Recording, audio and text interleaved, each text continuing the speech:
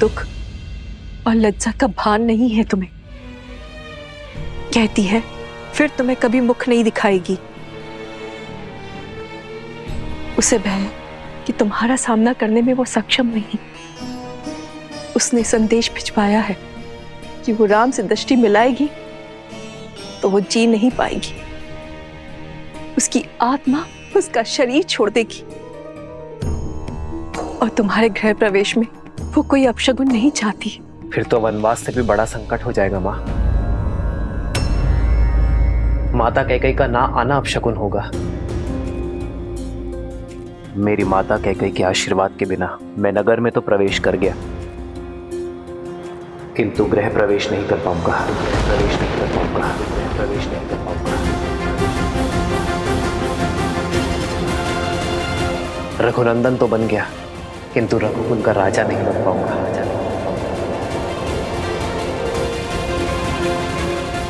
मैं अपनी माता कैकेयी के बिना घर प्रवेश नहीं करूंगा। मैं प्रवेश नहीं करूंगा।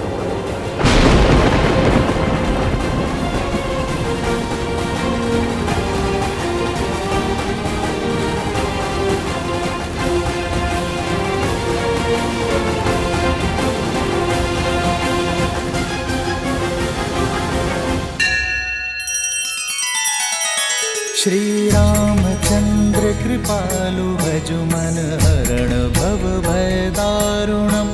नव कंज लोचन कंज मुख कर कंज पद कंजारुणम। सिया राम, सिया राम, सिया राम, सिया राम, सिया राम, सिया राम। राम आपकी प्रतीक्षा केवल रघुकुल का यह आंगन ही नहीं, अयोध्या का हर आंगन कर रहा था। प्रजा की प्रतीक्षा को परीक्षा में न बदलो पुत्र, आगे बढ़ो। माता कैकेयी की उपस्थिति के बिना कैसे आगे बढ़ूं आचार्य? जिस माता ने बालपन से अपने हृदय में बिठाया,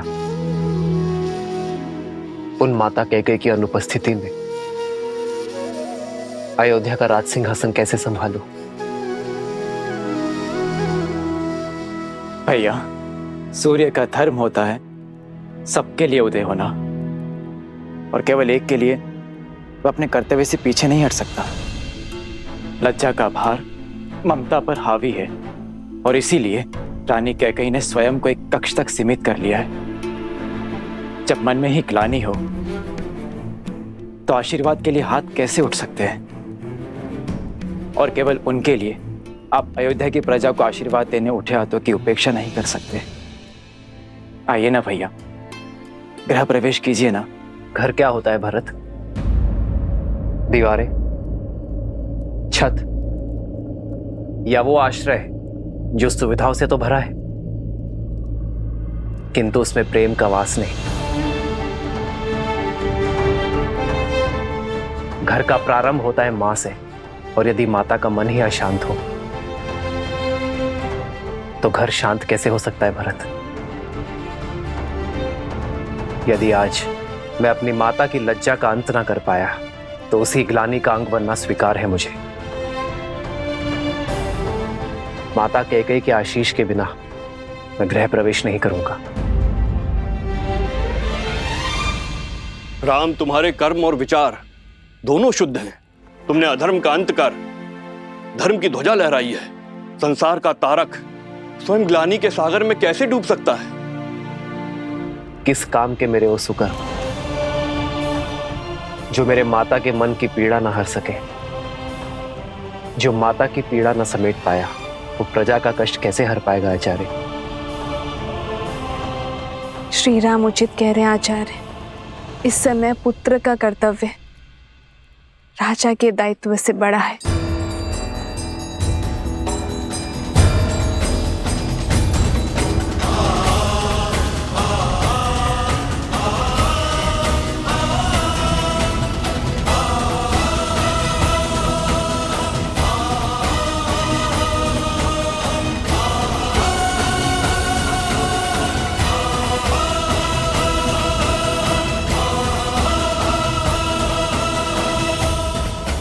जब तक माता कैकेयी गृह प्रवेश की आरती नहीं करेंगी, सियाराम के पग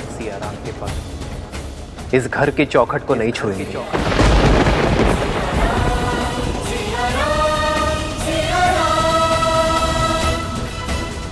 हमें महारानी कैकेयी को बुलाना ही होगा, अन्यथा सूर्यवंश, सूर्य सा तेजस्वी राम खो बैठेगा।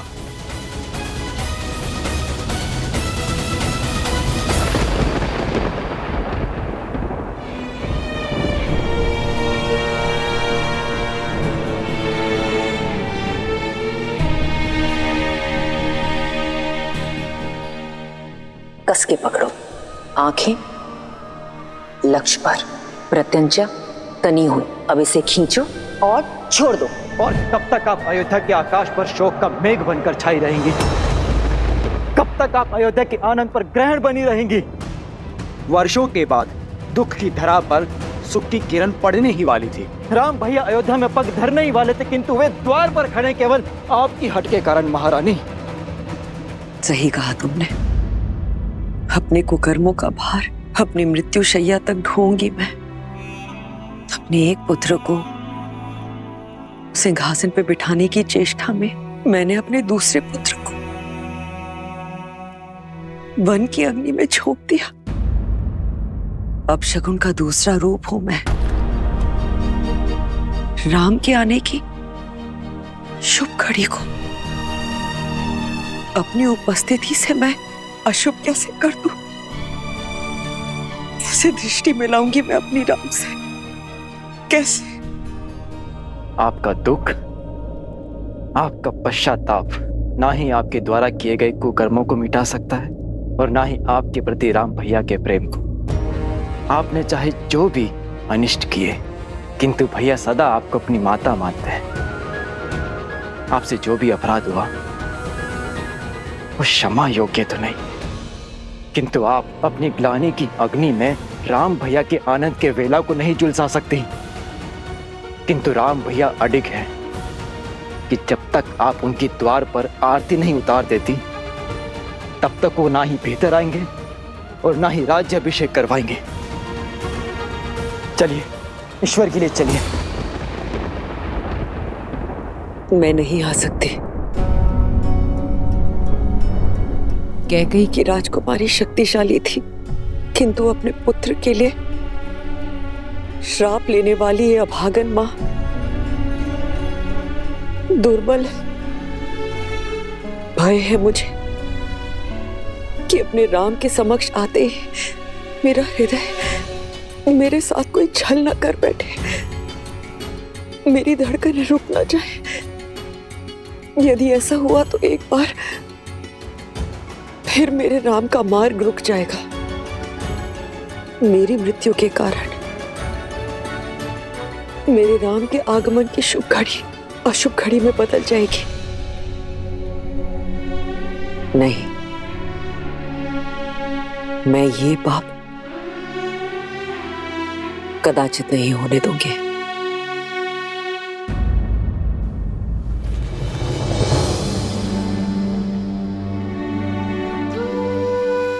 आज प्रेम के आगे ग्लानि को झुकना ही होगा। आपको चलना ही होगा। नहीं चल सकती मैं भरत। क्षमा कर दो मुझे। समझाओ मेरे राम को कि मेरा मन और विवेक मेरे वश में नहीं। अब तो प्रभु से सिर्फ इतनी ही प्रार्थना है कि मैं शीघ्र ही अपने राम को राज सिंहासन पर बैठे हुए देखूं। उसके पश्चात मैं निश्चित रूप से अपने प्राण त्याग सकती हूँ।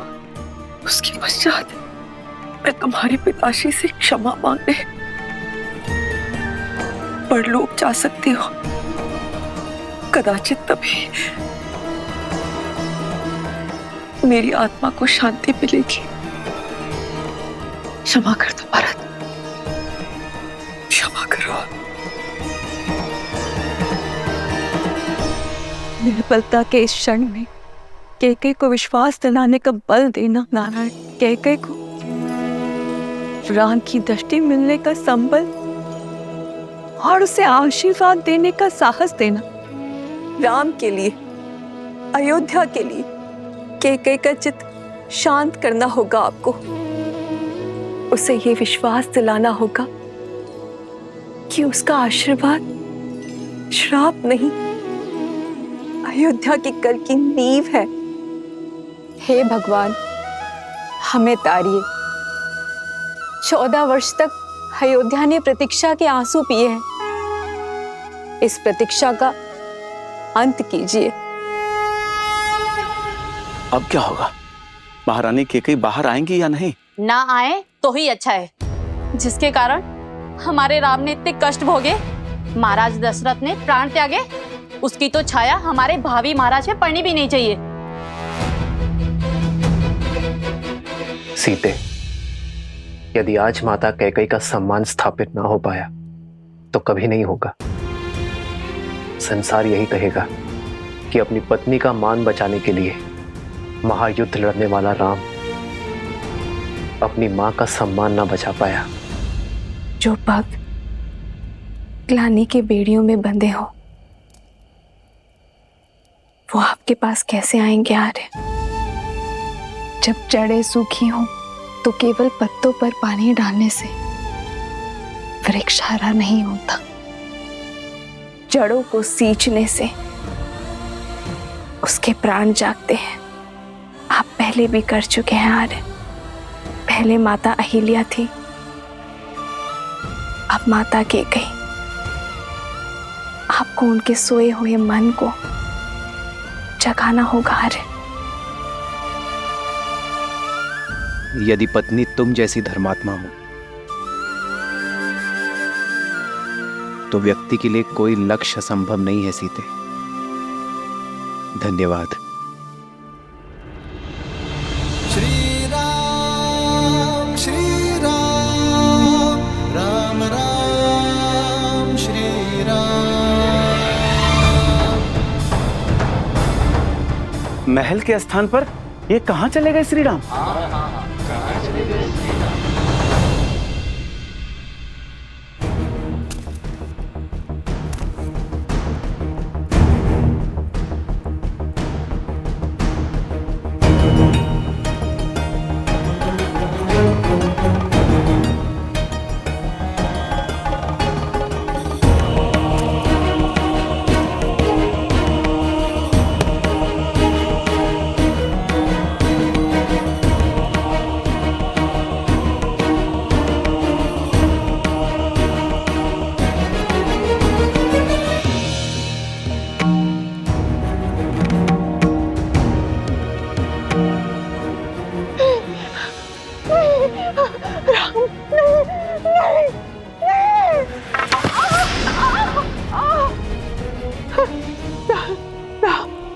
राम, क्षमा करें श्री राम, क्षमा करें। ये दुष्टा अपने सारे अपराध स्वीकार करती है। मैं आपके पग पड़ती हूँ प्रभु। मैं पहले बहुत दंड भुगत चुकी हूँ, मुझे और दंड मत दीजिए, और दंड मत दीजिए। नहीं नहीं नहीं राम, नहीं नहीं।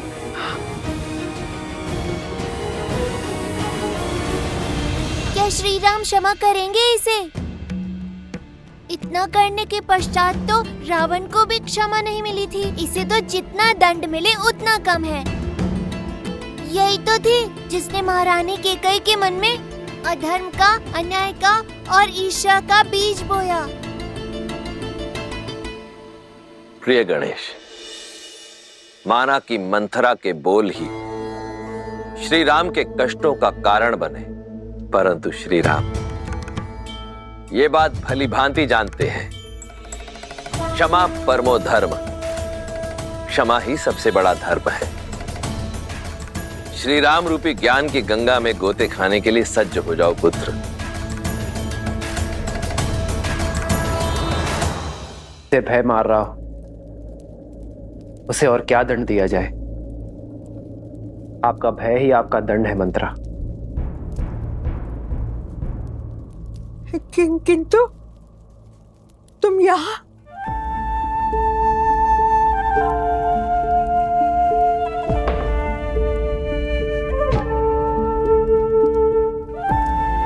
मैं आपको क्षति पहुंचाने नहीं,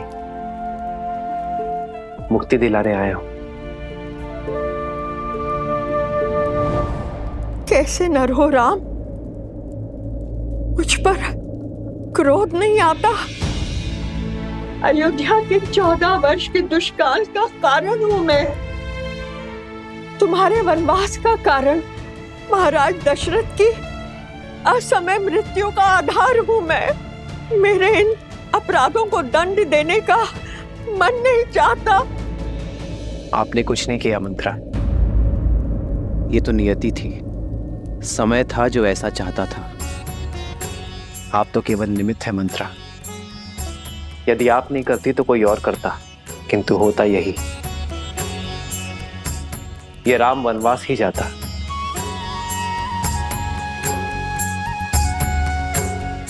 निमित्त बनने का दंड तो आप भोग चुकी हैं, अब बारी मुक्ति की है।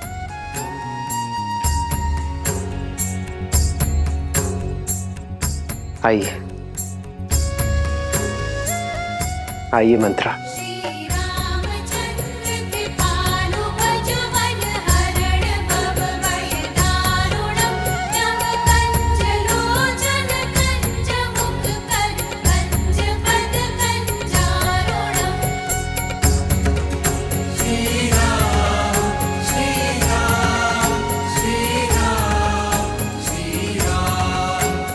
राम राजा बनने वाले हैं।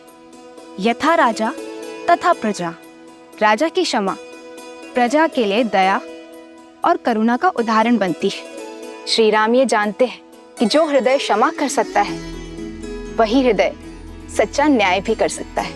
अच्छा, तो मंत्रा को क्षमा कर श्री रामनाथ केवल स्वयं करुणा दिखा रहे हैं, बल्कि अपने प्रजा को भी करुणा का पाठ करा रहे हैं।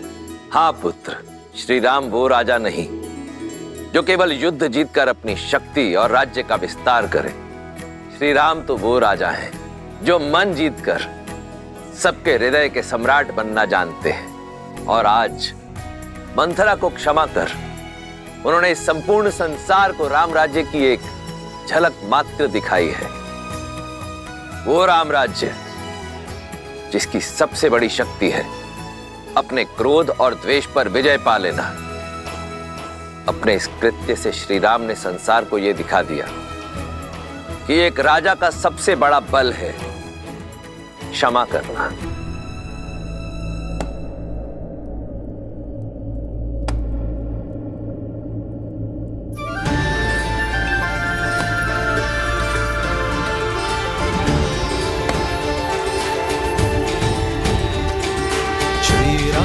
चंद्र कृपालु भजु मन हरण भव भय दारुणम नव कंज लोचन कंज मुख कर कंज पद कंजारुणम कंदर्प गणित अमित छवि नव नीला नीरज सुंदरम पटपीत मानहु दड़ित सुचि नामि जनक सुतावरम।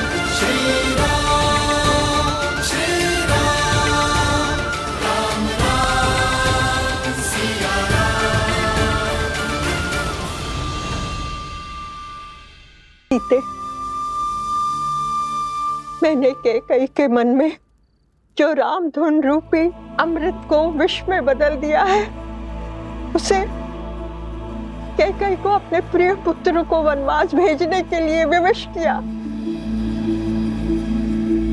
सीते, अब मैं ही कैकई की ग्लानि के विष को श्याम मिलन के अमृत में बदलूंगी। सीते, अब मंत्रा ही जाकर उसका द्वार खोलेगी। हाँ।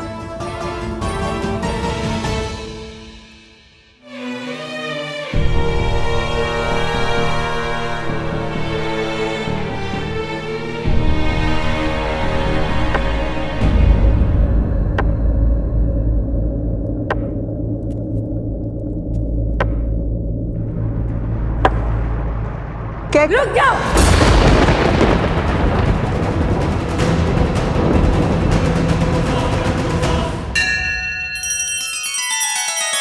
श्री रामचंद्र कृपालु भजु मन हरण भव भय दारुणम नव कंज लोचन कंज मुख कर कंज पद कंजारुणम।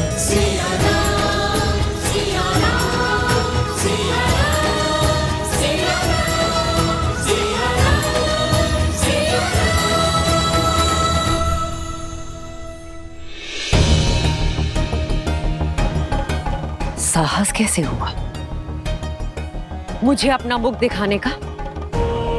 और तुम्हें मुक्त किसने किया? मेरी मति भ्रष्ट कर मुझसे इतना बड़ा अपराध कराकर अयोध्या का शीश झुकाकर तुम मेरे समक्ष शीश उठाकर खड़ी कैसे हो?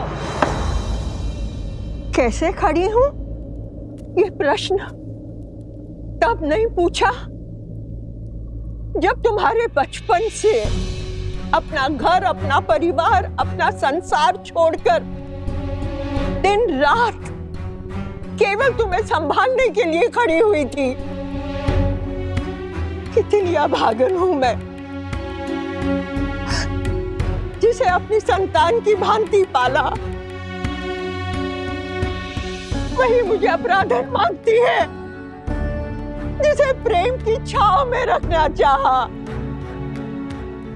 उसी के क्रोध का पात्र हूं मैं। कैकेयी, क्या भूल थी मेरी? ना मैं अयोध्या की पुत्री, ना बहू। कैकेयी से आई किंतु तुम्हारी भांति अयोध्या की ना बन पाई। यही भूल थी ना मेरी। अपने राष्ट्र का प्रभाव, उसका मान बढ़ाना चाहा, उसकी शक्ति बढ़ानी चाहिए। यही थी मेरी भूल। ये सब केवल तुम्हारे लिए किया कैकेयी, केवल कैकेयी राज के लिए किया। परंतु इस राष्ट्र प्रेम का परिणाम क्या मिला? 14 वर्ष का कारावास। भरत को गए हुए कुछ क्षण भी नहीं हुए थे कि महाराज ने राम को युवराज घोषित कर दिया। ऐसा कुछ करो कि महाराज स्वयं तुम्हारे पास आए।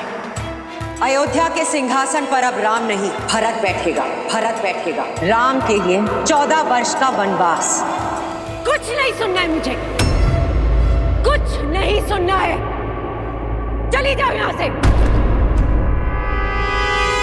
हाँ कैकेयी, चली जाऊंगी अयोध्या से, किंतु एक चिंता साथ लेकर जाऊंगी कि मेरी पुत्री कैकेयी का क्या होगा।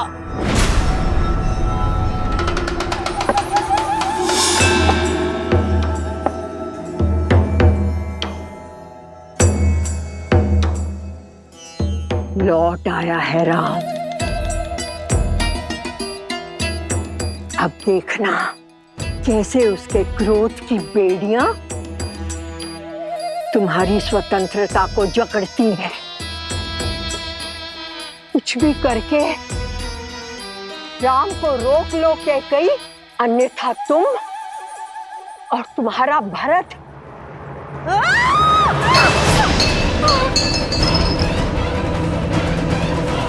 जिस पुत्र मोह और जिस संबंध के कारण तुमने मेरी स्वर्ग जैसी अयोध्या को नर्क बना दिया, आज उस संबंध को तोड़ता हूं मैं रघुकुल कुमार भरत तुम्हारा परित्याग करता हूं कैकेयी।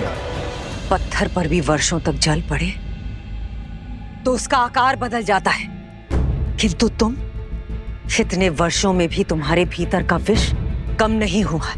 तुम दंड की नहीं, श्राप की अधिकारिणी हो। मेरी स्वर्ग जैसी अयोध्या पर नर्क की छाया हो तुम। नहीं। मेरे घर परिवार पे जो विष के मेघ बरसाए हैं तुमने, उसके लिए आज मैं कैकेयी तुम्हें श्राप देती हूँ कि आज से तुम्हारा नाम पाप, बुराई, अधर्म और अंधकार से ही जोड़ा जाएगा।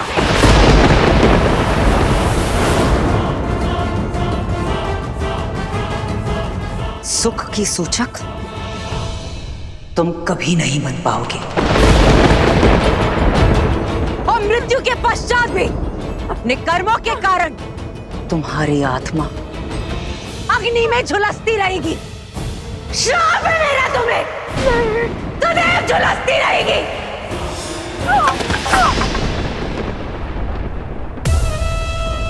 दासी हूं ना, जो स्वामी दे सर माथे पर। जाते जाते भी कैकेयी केवल तुम्हारे हित के बारे में सोचूंगी। तुम्हारा लाभ ही मेरे जीवन का उद्देश्य है। मेरी बात समझो, राम के स्वागत के लिए मत जाना, क्योंकि अगर तुम उसकी आरती नहीं उतारोगी तो वो अयोध्या में प्रवेश नहीं करेगा। उसे राजा मत बनने दो कैकेयी, क्योंकि यदि वो सिंहासन पर बैठा तो तुम्हारा अंत निश्चित है।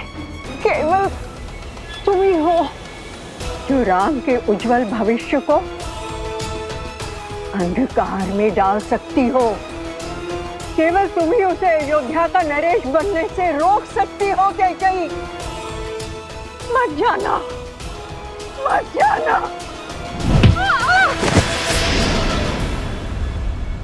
और कितने पाप कराओगी मंथरा? खेद है मुझे कि मैंने कभी तुम्हें अपनी माता माना था।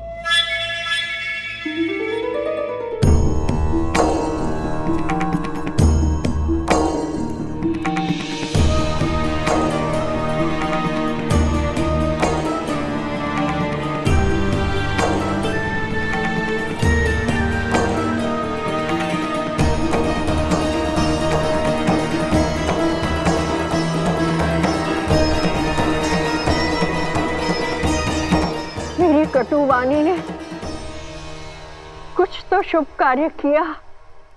तुम्हारे मन को मैं समझती हूँ कैकेयी। इस पाप की कोठरी में मेरे दुष्ट भाव ने तुम्हें डाला था, किंतु मैं जानती थी कि मेरे कटु वचन ही तुम्हें इससे बाहर निकालेंगे। कैकेयी की दृष्टि में दोषी बनकर मैंने राम काज पूर्ण कर दिया। हे प्रभु,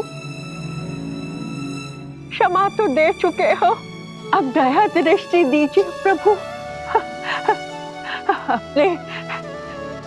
अपने चरणों में शरण दीजिए प्रभु, अपने चरणों में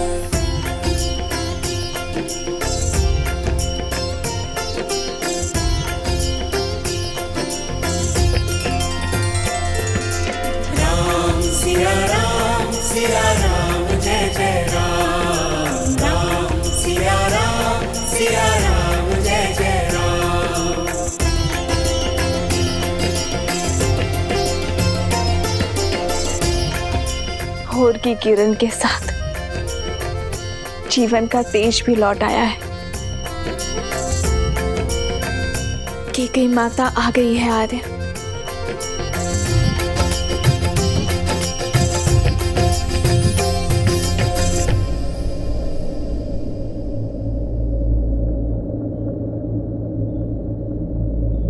माँ,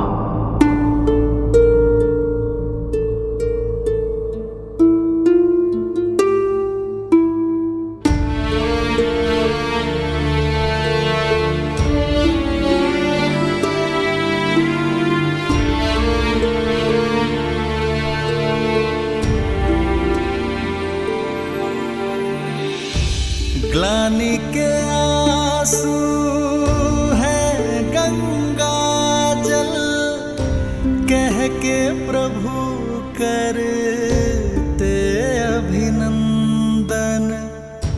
मुख मुस्कान हृदय में, कई त्रास हरे रघुनंदन।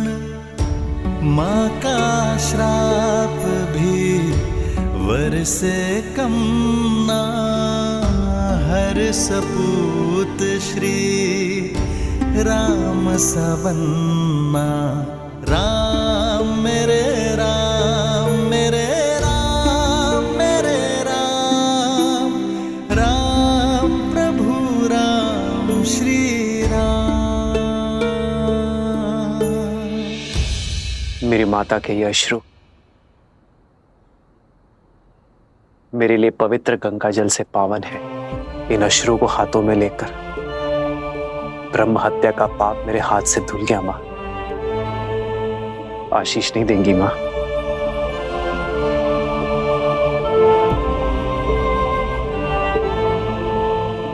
आयुष्मान भव।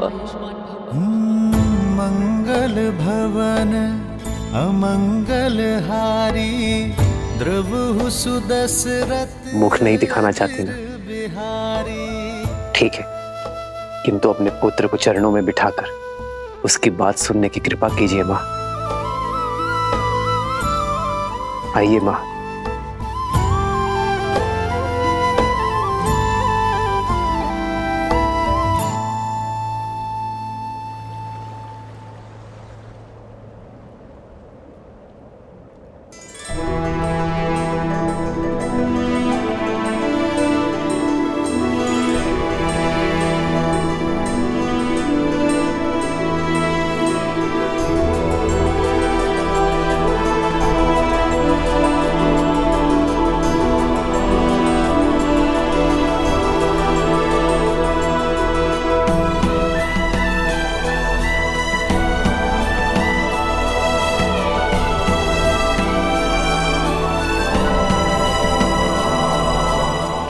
बैठिए माँ।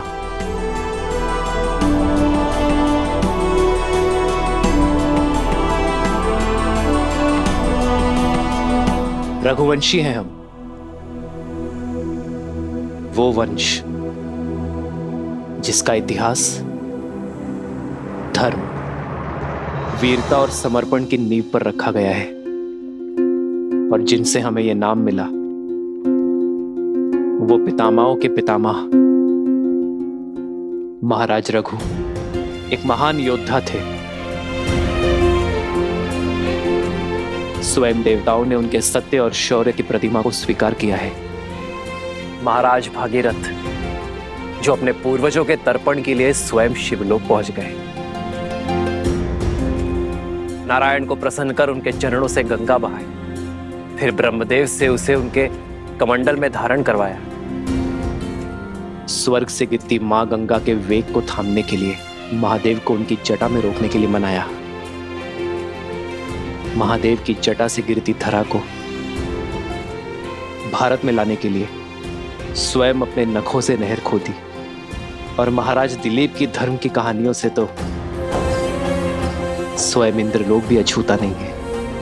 आपके पति मेरे पिताश्री महाराज नेमी, उन्होंने 10 दिशाओं में युद्ध लड़ा, देवासुर संग्राम लड़ा और महाराज दशरथ कहलाए। मेरे सभी पूर्वजों ने संसार में रघुवंश की कीर्ति का ध्वज लहराया है, धर्म को स्थापित किया है। अयोध्या के सिंहासन पर अब राम नहीं, भरत बैठेगा। भरत बैठेगा। राम के लिए 14 वर्ष का वनवास।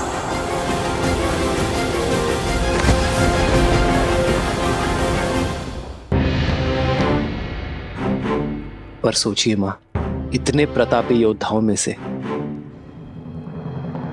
किसी ने दक्षिण की ओर प्रवास करने की इच्छा नहीं की, किसी ने वहां धर्म का ध्वज नहीं लहराया। वो अवसर मुझे मिला मां, मुझे, और वो अवसर मिला आपके कारण। यदि आप मुझे वन में ना भेजती तो रावण का अंत कैसे होता मां? संसार में मर्यादा और धर्म की स्थापना कैसे होती यदि आप ना होती? तो इतना बड़ा समाज, मेरे वानर वीर, रीछ, असुर, ये सभी धर्म और ज्ञान की गंगा से वंचित रह जाते मां। मां, यदि आप ना होती तो समस्त दक्षिण आज उत्तम धर्म का सुख नहीं भोग पाता मां। मां, आपका दिया ये वनवास समस्त आर्यवर्त के लिए वरदान बना। वो आप ही थी जिन्होंने महाराज दशरथ से लड़कर हम भाइयों को गुरुकुल भेजा। मां, वो आप ही थी जिन्होंने रावण का अंत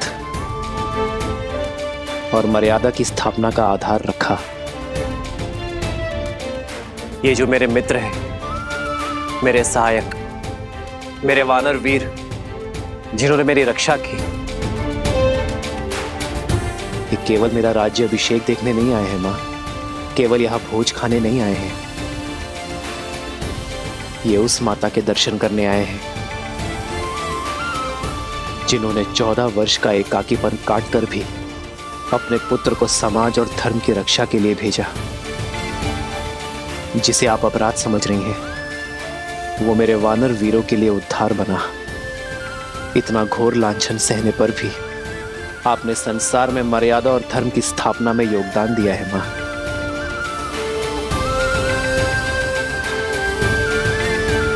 क्या आप इन्हें निराश करेंगी मां? मुझे ना सही, इन्हें तो अपने दर्शन का लाभ दे दीजिए। इन्हें इनकी यात्रा का प्रसाद दे दीजिए मां।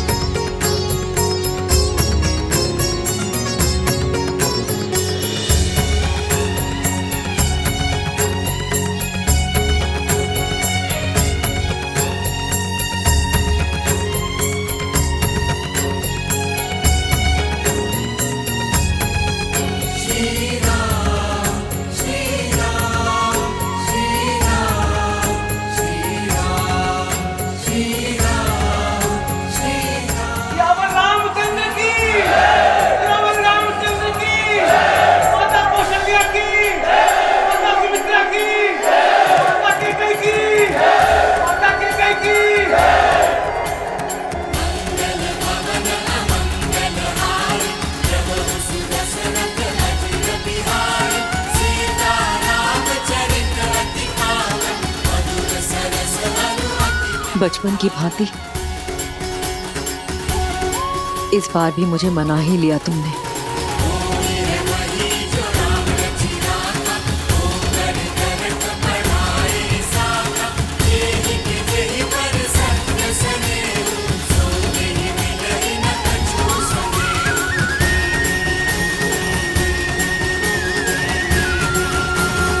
कराए दक्षिण का उद्धार,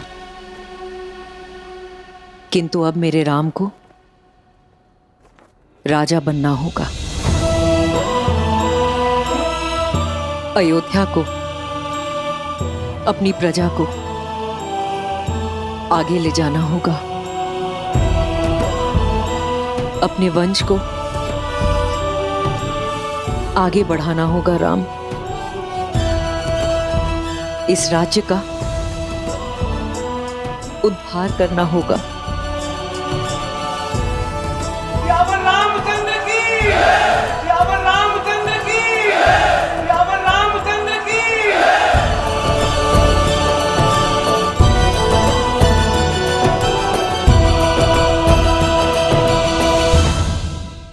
प्रेमा बस आरती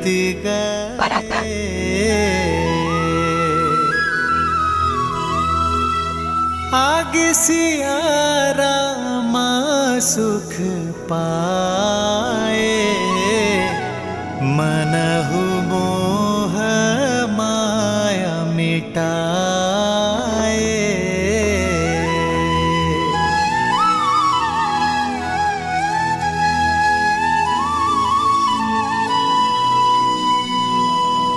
अयोध्या के प्रजाजनों, अयोध्या के कष्ट के मेघ छट चुके हैं। शीघ्र ही रघुकुल के दीपांकर महर्षि दशरथ जी के ज्येष्ठ पुत्र श्री रामचंद्र जी का राज्याभिषेक होगा।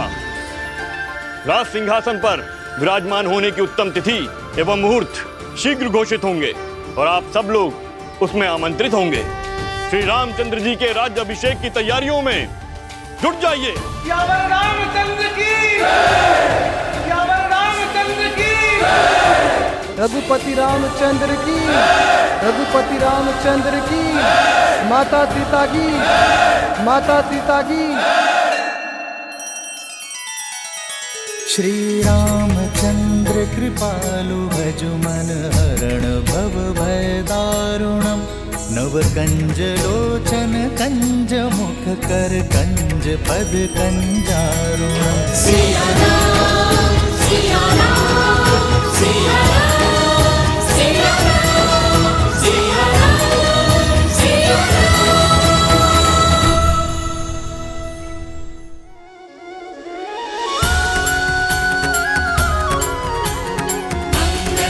जय श्री राम, जय श्री राम, जय श्री राम, जय श्री राम।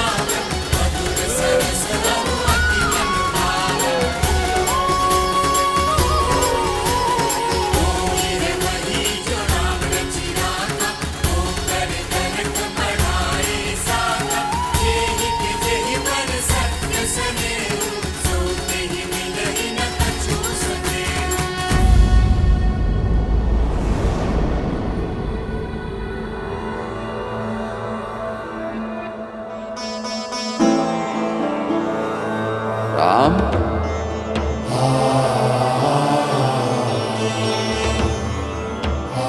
राम,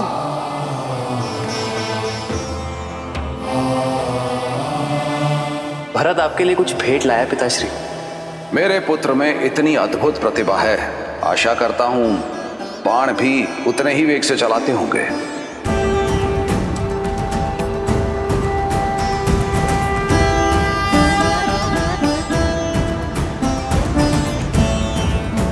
आपका राम लौटा है पिताश्री, अपना दायित्व पूर्ण करके।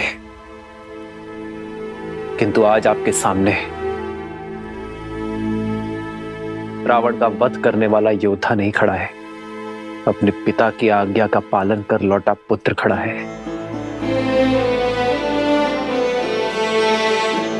एक बार आपने कहा था कि पिता के आदेश केवल शब्द नहीं होते, वो कुल का आदर्श स्वप्न, यश, प्रतिष्ठा और सम्मान की धुरी होते हैं। आपने सत्य कहा था पिताश्री। इस यात्रा में मैंने जाना कि एक पुत्र पिता की संपत्ति, धनराज्य सब अर्जित कर सकता है, किंतु अमूल्य भेंट, वो विश्वास, वो मूल्य है जिन्हें उसके पूर्वजों ने स्थापित किया और पिता ने प्रमाणित किया। रघुकुल रीत सदा चली आई, प्राण जाए पर वचन ना चाहिए। ओ रघुकुल रीत सदा चली आई, प्राण जाए पर वचन न जाई।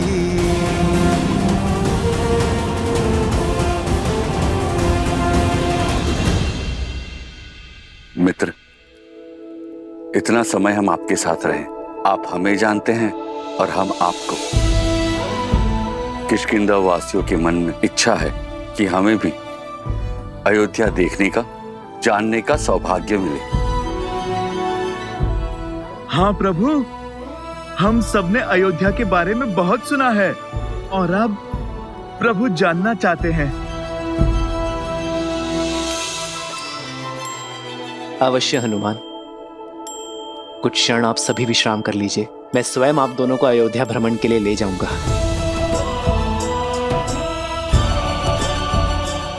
14 वर्ष बीत गए। मैंने अपने राज्य का भ्रमण, अपने अयोध्या के दर्शन नहीं किए। महर्षि मुग्दल के स्वागत के साथ अयोध्या भ्रमण भी हो जाएगा। दीदी,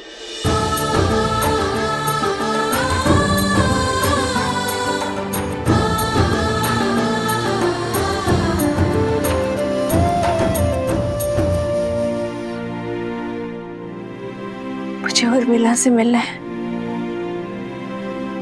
कैसी है वो? कहाँ है वो? वो तो अब तक सोई हुई है, वर्षों से आंख नहीं खोली, अपने पति को दिए हुए वचन का पालन कर रही है।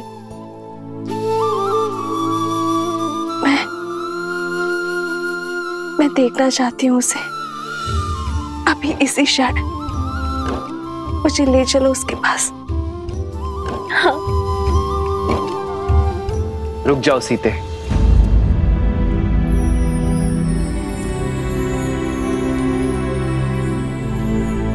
उर्मिला का प्रण पूरा होना अभी शेष है सीते। उर्मिला अपनी निद्रा केवल लक्ष्मण की उपस्थिति में ही तोड़ सकती है। जाओ लक्ष्मण, और जाकर अपनी पत्नी से मिलो। तुम्हारे और उर्मिला के सम्मिलित प्रण के कारण ही मेरा और सीता का प्रण पूरा हो पाया है।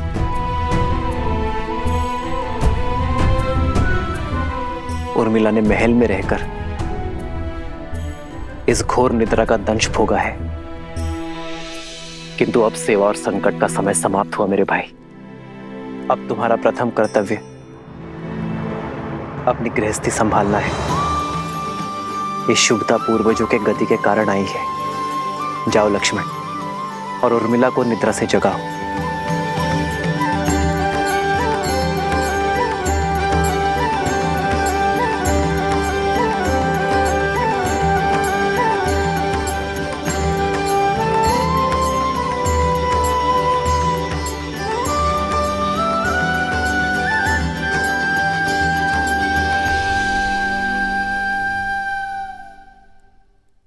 चौदह वर्ष तक मैं आपकी नींद लेती रहूंगी, ताकि आप 14 वर्ष तक बिना सोए अपना धर्म निभा सके।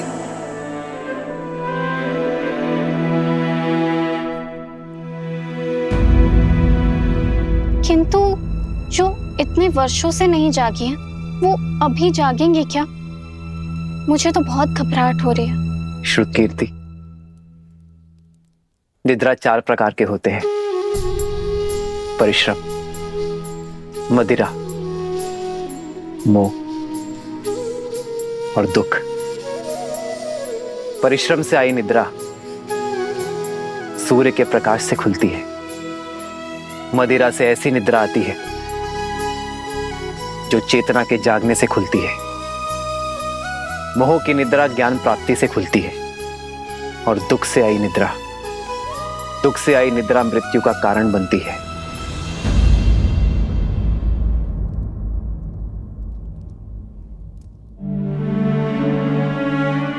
मैं जहां पर भी रहूं आर्य, मेरा मन सदैव आपके पास ही रहेगा। मेरी केवल एक ही इच्छा है आर्य, कि मैं जब भी अपनी आंखें खोलूं केवल आपको देखूं।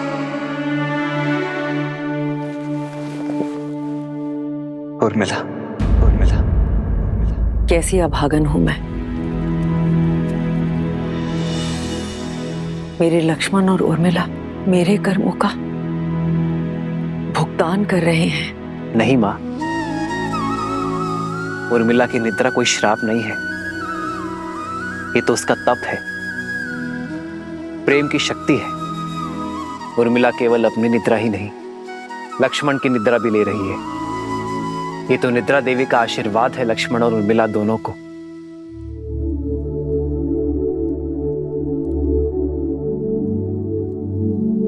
देखिएगा माँ, लक्ष्मण के बुलाते ही उर्मिला अपनी निद्रा से जाग जाएगी। उठो उर्मिला, उठो उर्मिला, आंखें खोलो, देखो, आंखें खोलो, देखो, मैं आया हूं, मैं आया हूं।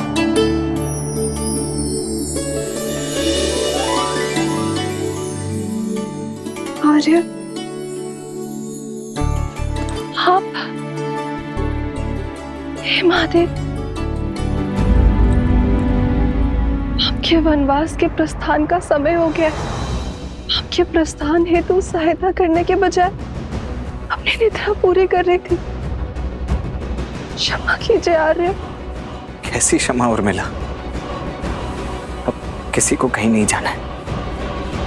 पर पिताश्री का वचन और राम भैया का प्रण पूरा हुआ उर्मिला,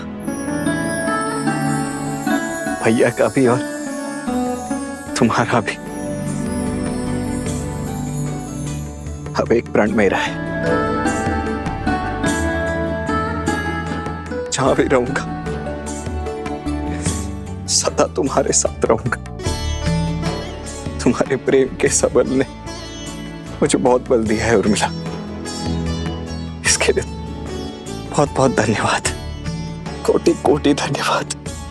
क्या आप सच में 14 वर्ष तक अपलक जिए, बिना निद्रा के निकाल लिए? तुमने भी तो यहाँ 14 वर्षों तक बिना भोजन के बिताए हैं उर्मिला। तुम्हारी निद्रा ने मेरी थकान को हर लिया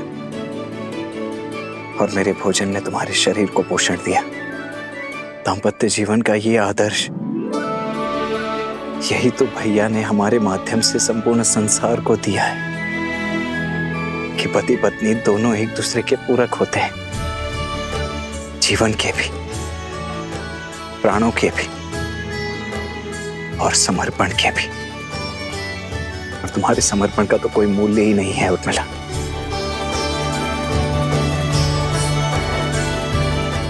अब चलो, पूरा परिवार, समस्त अयोध्या और विशेषतः भाभी माँ तुमसे मिलने के लिए अत्यंत व्याकुल है। मैं भी आ रही हूँ। आओ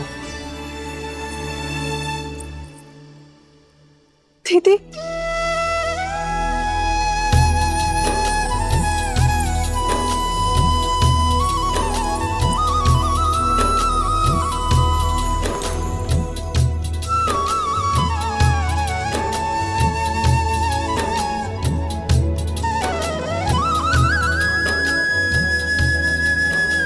बालपन से लेकर आज तक मेरे हर निर्णय, हर कार्य में साथ दिया है तुमने।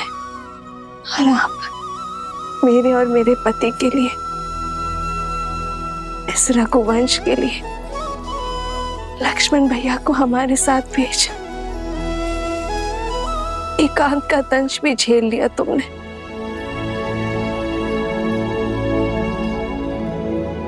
ना जाने ये ऋण कैसे चुका पाऊंगी मैं।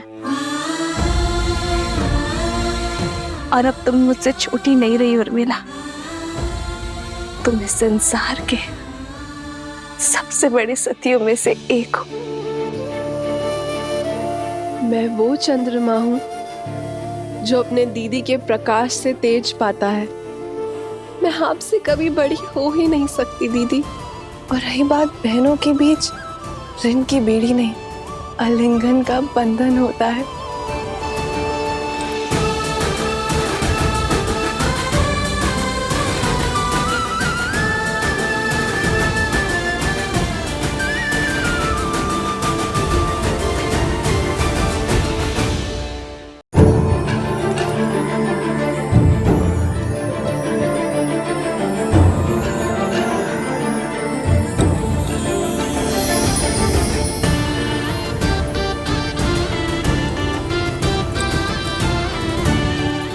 बहुत प्यारा लग रहा है। ये कैसा है दीदी? अरे तुम सब यूं ही अब तक बातें कर रही हो, ऋषि मुद्गल के स्वागत की तैयारियां करनी है, वो आते ही होंगे। जी माता, वर्षों बाद बहनों से मिली तो कुछ स्मरण नहीं आया। मैं समझ सकती, जो पीड़ा तुम सबने भोगी है वो मेरे कारण ही तो है। नहीं माता, जितना कष्ट हमने सहा उससे कहीं अधिक आपने सहा, और शारीरिक कष्ट से कहीं अधिक मानसिक कष्ट होता है माता।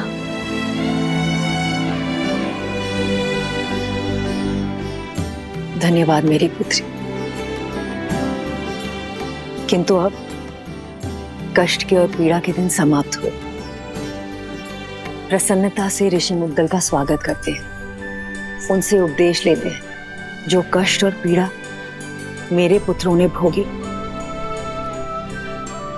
वो मेरे पोतों को ना भोगनी पड़े।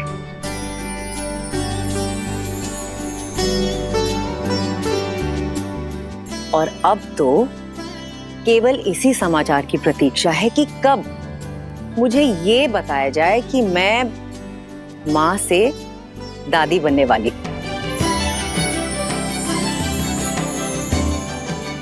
अरे तुम सब यूं ही शर्माती रहोगी या चलोगी मेरे साथ?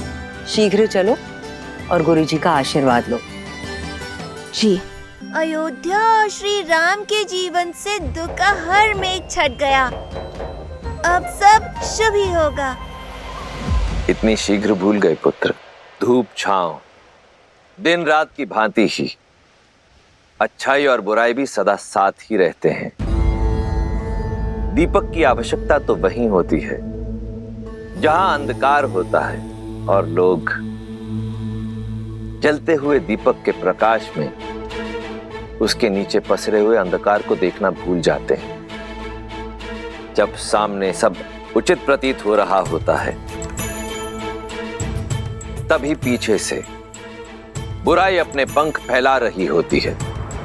अर्थात दुख की धूप हो या सुख की छांव, सदा सतर्क रहो।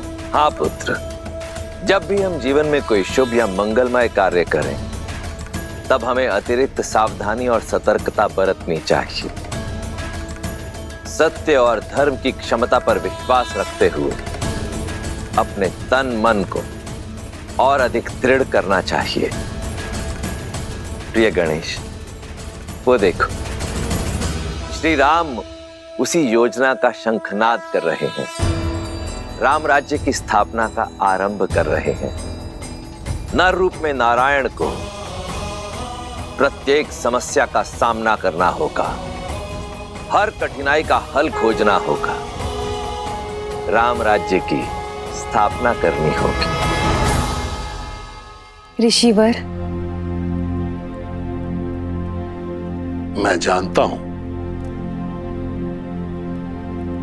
आप सबके मन में क्या चल रहा है, किंतु जो होना है वो अवश्य होगा।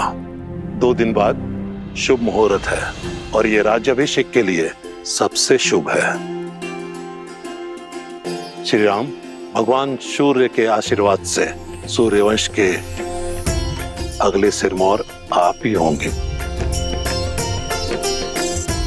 आपने वन भ्रमण के समय जो ज्ञान और अंतर्दृष्टि अर्जित की है, उसको अपने साम्राज्य में उपयोग करने का समय आ गया है। दया, दंड और दर्शन, इसको अपना शस्त्र बनाइए। श्री राम आपके मार्गदर्शन से जगत कल्याण की ओर अग्रसर होगा। सभी आशान्वित हैं कि आप एक आदर्श स्वराज की स्थापना करेंगे और संसार के लिए शुभता का मार्ग प्रशस्त करेंगे।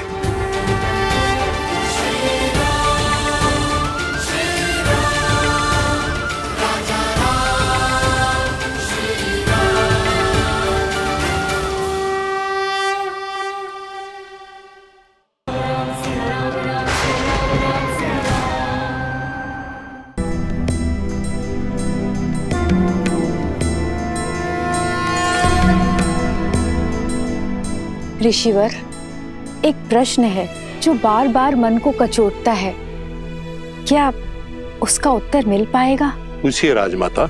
ऋषिवर, एक संतान माता या पिता का पाप या पुण्य भोगती है, तो मुझसे ऐसा कौन सा पाप हो गया कि मेरे पुत्र और पुत्रवधू को वन की पीड़ाएं भोगनी पड़ी? माता, जिनके कर्म और जीवन चक्र अंतिम पड़ाव पर होते हैं, अर्थात जो अपना अंतिम जीवन जी रहे होते हैं, उन्हें अकारण भी कष्टों का भागी बनना पड़ता है और जीवन की यह अंतिम परीक्षा देनी पड़ती है। अर्थात मेरे पुत्रों के पुत्रों को भी ये असहनीय कष्ट भोगने पड़ेंगे। माते, संसार के हर प्राणी का भाग्य सूर्य देव की पुत्री माता छठी के हाथों लिखा जाता है। इसलिए नवजात शिशु की कुंडली 6 दिवस के बाद बनाई जाती है। आप तो साक्षात सूर्य देव के वंशज हैं, सूर्यवंशी हैं। यदि आपकी पुत्र वधुएं आपके पूर्वज सूर्य और उनकी पुत्री छठी माता की आराधना करें, तो भविष्य में उनकी होने वाली संतानों के भाग्य में सुख और समृद्धि आना अटल है। छठी माता की कृपा से शीघ्र ही इस राजमहल में पालना भी बंधेगा और किलकारियां भी गूंजेंगी।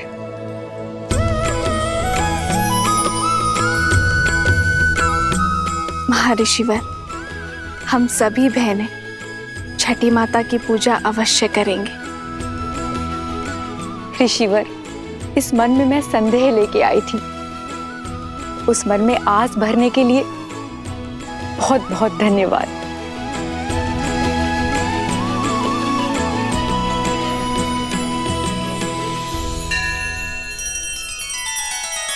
श्री रामचंद्र कृपालु भजु मन हरण भव भय दारुणम नव कंज लोचन कंज मुख कर कंज पद कंजारुणम।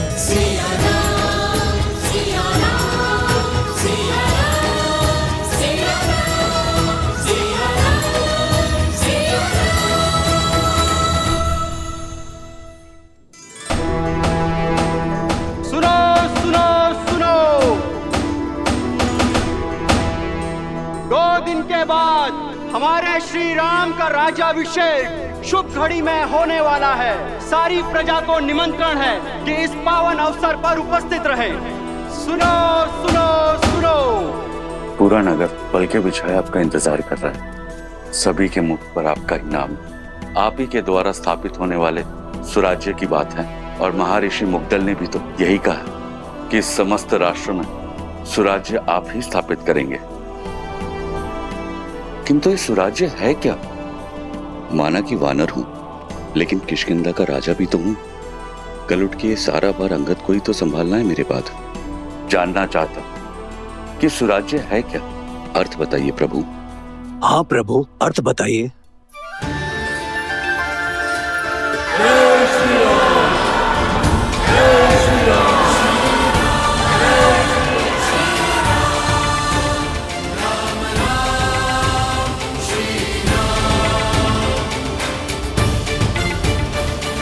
सुराज्य का अर्थ जानना था ना मित्र। सुख, समृद्धि, रक्षण और न्याय,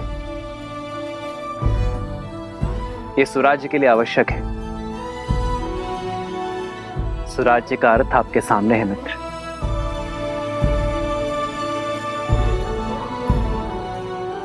प्रजा के मुख पर जब खुशी हो, क्या वही स्वराज्य कहलाता है?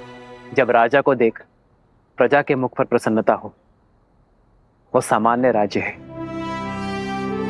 प्रजा के चेहरे पर जो स्मित है, वो एक सुखद बदलाव और समृद्ध भविष्य की अपेक्षा है। प्रजा को आशा होती है कि राजा उनके दुख सुनेगा, उनकी पीड़ा हरेगा। पर सुराज्य वो जब प्रजा को देख राजा के मुख पर प्रसन्नता हो, राजा को संतुष्टि हो कि वो अपनी प्रजा की अपेक्षाओं को पूर्ण कर पाया है। जब राजा को यह विश्वास हो कि वो अपनी प्रजा के जीवन में बदलाव लाने में सक्षम है, वो है सुराज्य। प्रजा को देख एक राजा तब मुस्कुराता है जब वो जानता है कि ना राजा के मन में कोई प्रश्न है न ग्लानि है, न पीड़ा है, और ना ही उसके प्रजा के मन में। आज मेरी प्रजा के मुख पर स्मित है। मैं अपनी प्रजा की अपेक्षाओं को पूर्ण कर सुराज्य को अवध में लाना चाहता हूं मित्र। और जब यह क्षण आएगा तब मेरे मुख पर स्मित होगा। आओ मित्र।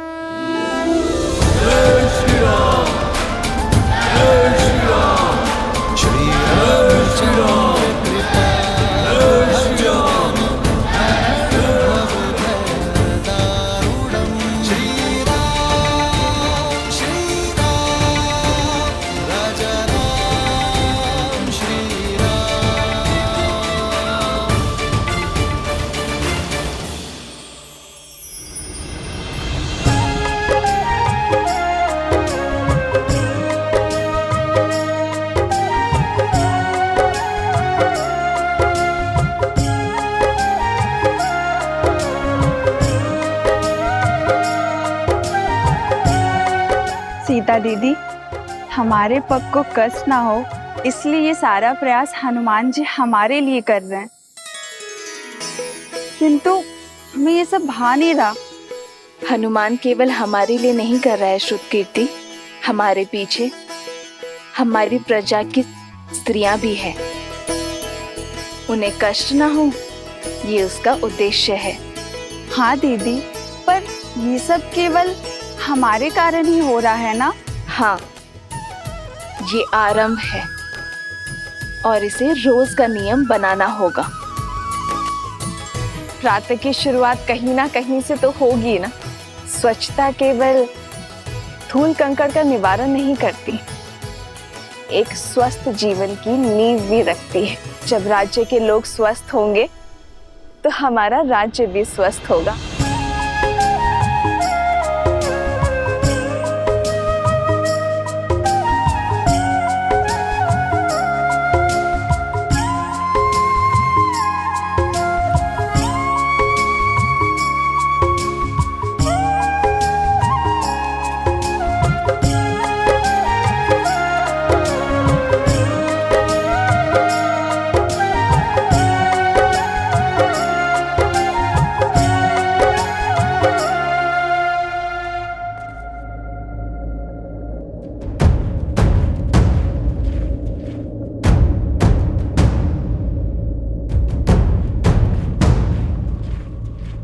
जिस दिन का स्वप्न मैं वर्षों से देख रहा था, वो दिन भव्य और गरिमापूर्ण होगा। इसमें कोई बाधा नहीं आएगी। मित्र, आपके राज्य अभिषेक की पावन घड़ी, उसमें सेना का नियोजन, क्या आपकी प्रजा के मन में भय का निर्माण नहीं होगा कि होने वाले राजा अपने राज्य अभिषेक से पहले सुरक्षा का प्रबंध कर रहे हैं कि कुछ अघटित ना हो? प्रजा और राज्य का रक्षण एक राजा का प्रथम कर्तव्य होता है मित्र। राज्य की सुरक्षा केवल आक्रमण के बाद ही नहीं, उसके पूर्व से करनी होती है। राज्य की सेना एक अन्यायी शासक के राज्य में प्रजा के मन में भय उत्पन्न करती है, तो वही राज्य की सेना एक न्यायपूर्वक शासक के राज्य में प्रजा को धैर्य, आत्मविश्वास और सुख की निद्रा देती है। सुराज्य के लिए राज्य और प्रजा की रक्षा हेतु सतर्क रहना अति आवश्यक है मित्र। जब प्रजा के मन में रक्षण का भय ना हो तो प्रत्येक व्यक्ति अपने कार्य का निर्वहन अधिक कार्यक्षमता के साथ करेगा। इससे राज्य सुख और समृद्धि के मार्ग पर चलेगा मित्र।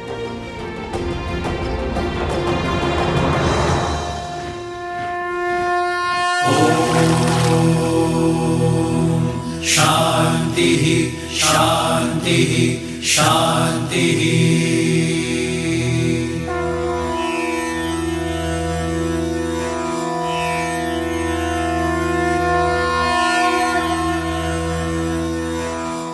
हे सूर्यदेव, रघुवंश की कुल वधू की आराधना और आभार स्वीकार करें। हे छठी मैया, ये समस्त राज्य हमारी संतान है, इनका भविष्य सुखमय और समृद्ध बनाइए। अपने तेज से हम सबके जीवन में सुख और समृद्धि का प्रकाश फैलाइए। करना कृपा इतनी मैया, बढ़े यश रघुवीर का, बढ़े यश रघुवीर का। फले फूले नगरी अयोध्या, पावन पड़े पीर का, पावन पड़े पीर।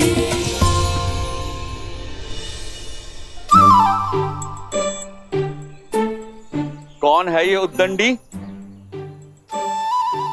कहाँ छुपे हो? बाहर निकलो।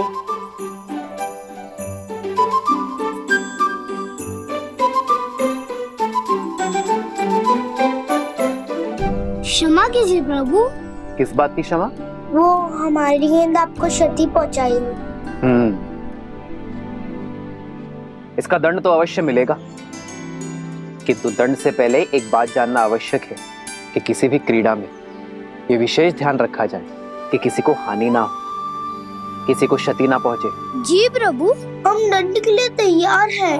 पहले वचन दो कि इस बात का ध्यान रखोगे। हम वचन देते हैं, अवश्य ध्यान रखेंगे। तो अब दंड के लिए सज्ज हो जाओ। अपना हाथ आगे करो।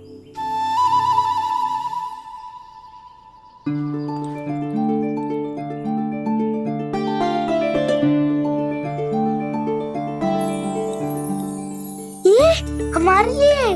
हाँ, तुम्हारी प्रामाणिकता के लिए। तुम दोनों छुपकर भाग भी सकते थे, परंतु तुम बुलाने पर आए, अपनी भूल स्वीकार कर दंड का सामना भी किया। यही प्रामाणिकता जीवन भर बनाए रखना। चलो अब एक और खेल खेलते हैं।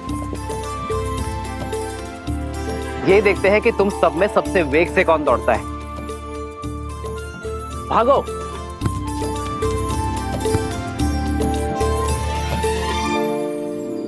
मित्र, राजा का धर्म तो सेवा है। आपने जो इनको ये धन दिया, ये ना लगे कि आप अपने धन का प्रदर्शन कर रहे हैं। जब राजा अपने स्वर्ण और रत्न का प्रदर्शन करता है, तब प्रजा का राज्य के प्रति शक्ति और सामर्थ्य बढ़ता है। मित्र, एक राजा के लिए रत्न प्रदर्शन जितना आवश्यक है, उतना ही घातक धन का मोह है। जब राजा अपनी संपत्ति को लेकर निर्मोही होगा, तभी वो राज्य को सुराज्य की ओर ले जा पाएगा।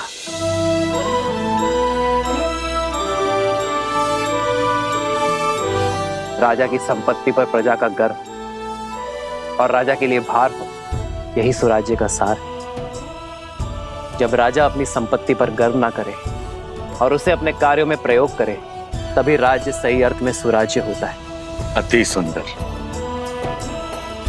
आपके विचारों ने हमारे विवेक को झंझोड़ दिया है।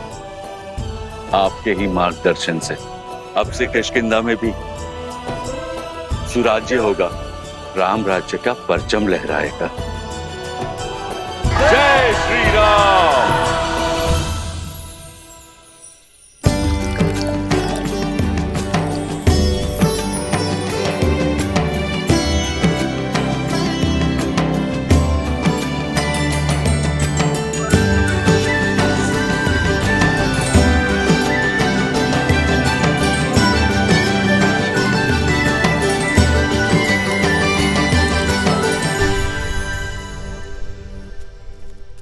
अपराधी हो तुम सब। कैसा अपराध? क्या अपराध किया है हमने? अद्भुत। पहले चोरी, ऊपर से सीना चोरी। पहले हमारे जीविका के साधन की चोरी की इन ब्राह्मणों ने, और अब तुम वैध हो। तुम मेरी पत्नी के उपचार और चिकित्सा के लिए मुझसे धन मांग रहे हो, उसके प्राण बचाने के बजाय। मैं ब्राह्मण हूँ, चोरी जैसा शब्द मैं सोच भी नहीं सकता। और ये लकड़ियां यज्ञ के लिए है। ये मेरी जीविका और मेरा धर्म है। हाँ, और औषधियां मेरी जीविका हैं। यदि मैं अपनी औषधियां बिना मोल के दे दूं, तो मेरा परिवार कैसे चलेगा? मित्र, ये तीनों ही अपनी जगह सही, अब इसका क्या उपाय है? सुराज्य का चौथा स्तंभ, न्याय। आओ मित्र। प्रभु, प्रणाम प्रभु। क्या हुआ? ये कोलाहल क्यों है अयोध्या में? कोई बात नहीं रघुनंदन, हम तो बस ऐसे। प्रजा का राजा से समस्या छुपाना राजा की हार और राज्य के पतन का सूचक है। निसंकोच कहिए। प्रभु, पूरे दिन सूर्य के ताप में जलकर गिरी हुई लकड़ियां एकत्रित की थी, परंतु बीच में हमारी कुल्हाड़ी टूट गई। हमने लकड़ियां सूखने के लिए छोड़ दी थी, सोचा इन्हें बेचकर पुनः अपना कार्य प्रारंभ करेंगे। किंतु इन ब्राह्मणों ने हमारी लकड़ियों का उपयोग यज्ञ में कर लिया। प्रभु, शास्त्रों के अनुसार स्वयं गिरी हुई लकड़ियों का उपयोग केवल यज्ञ में ही किया जाता है। अब आप ही बताइए, शास्त्र नीति का पालन करके हमने क्या अपराध किया है, पाप किया है?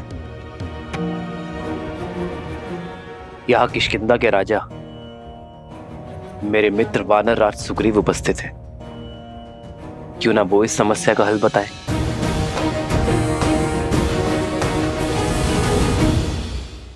वही सत्य, इन ब्राह्मणों का कोई दोष नहीं। ना आप असत्य कह रहे हैं, ना आपने कोई अपराध किया है, ना हमारे वैद्यराज का कहना गलत है। प्रभु, अगर कोई गलत नहीं है तो ये कलेश क्यों? इसका समाधान क्या है प्रभु?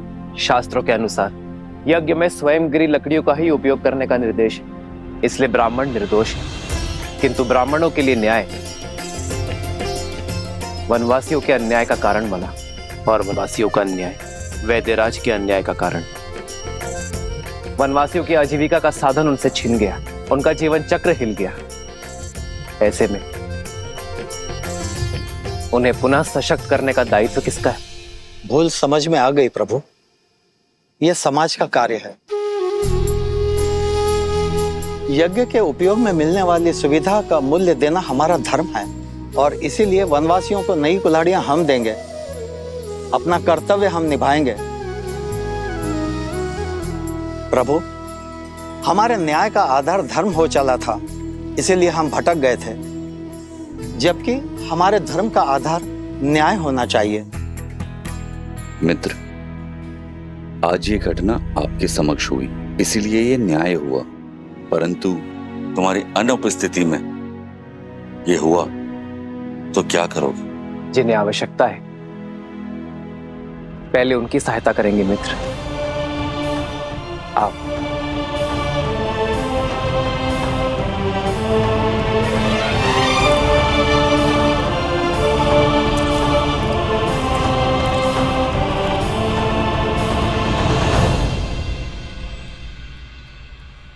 प्रभु। प्रणाम वैद्य जी, क्या मैं आपकी कुछ सहायता कर सकता हूँ?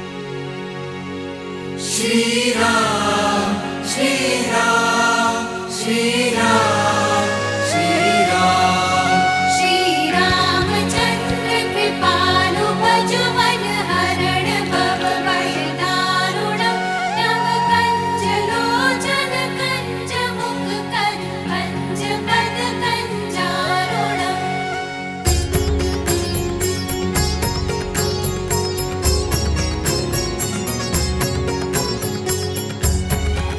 मृत्यु अवश्य ही परमात्मा के हाथ में है, किंतु जब किसी की मृत्यु को अंतिम क्षण तक टालने के लिए पूरा परिवार, अपितु पूरा समाज जुट जाए, तब बनता है सच्चा और आदर्श राज्य। जब किसी के दुख के क्षण में ना कोई ऊंच नीच, ना कोई जात पात का विचार आए, वो कहलाता है स्वराज्य। जब राजा अपनी प्रजा के लिए उससे अधिक कर जाए, जिसमें वो सक्षम है, तब बनता है स्वराज्य।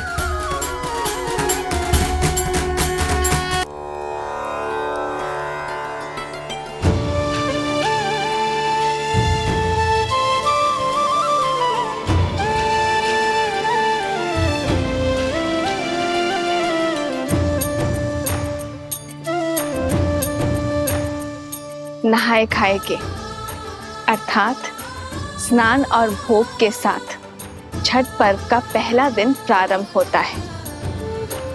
इस भोग को खाने के बाद हमें 36 घंटों का व्रत रखना होगा, अर्थात परसों भोर। ये व्रत शांति के लिए है। जहाँ शांति हो वहाँ सुख और समृद्धि अपने आप आ जाती है। ये राज्य मेरा परिवार है और इसकी शांति की कामना करती हूँ मैं छठी माँ।